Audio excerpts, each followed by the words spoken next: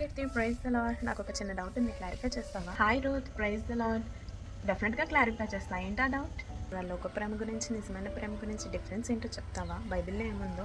చాలా మంచి ప్రశ్న అడిగావు రూత్. మొదటి యోహాను 2వ అధ్యాయము 16వ వచనంలో ఏమని ఉంటుందంటే, ఈ లోకంలోని వాటిని మీరు ప్రేమింపుకుడి, లోకంలో ఉన్నదంతా శరీరాశ, నేత్రాశ, జీవోపడము ఇవి తండ్రి వల్ల వచ్చినవి కావు అని ఉంటుంది. శరీరాశ, నేత్రాశ, జీవోపడం వీటి గురించి కొంచెం క్లియర్గా చెప్తావా? శరీరాశ అంటే ఏంటంటే, ఈ దేహం అంతా దేవుడి వల్ల అనుగ్రహింపబడింది కాబట్టి ఈ శరీరంతో దేవునికి ఇష్టమైన కార్యాలు, ఇష్టమైన పాపము మనం చేయకూడదు. నేత్రాశ, బైబిల్ గ్రంథంలో దేహంలో దీపం కన్నే కనుక మీ కంటిని తేటగా ఉంచుకోమని చెప్పింది. ఎందుకంటే కంటి చూపు సరిలేకపోతే దాని వల్లనే ఎక్కువ పాపంలో చేయడానికి అవకాశం ఉంటుంది. కాబట్టి జీవపుడమ్మము, గర్వము, అహంకారము, నా జీవితంలో కాబట్టి ఇలా జరుగుతుంది, నేను కాబట్టి ఇలా చేయగలుగుతున్నాను, లేదా గొప్ప చెప్పుకోవడం వారి జీవితం గురించి, ఈ మూడు తండ్రి వల్ల వచ్చినవి కావు. ఒకవేళ లోకాన్ని ప్రేమిస్తూ వారు దేవుని ప్రేమించారు, దేవుని ప్రేమిస్తూ వారు లోకాన్ని ప్రేమించారు. సింపుల్.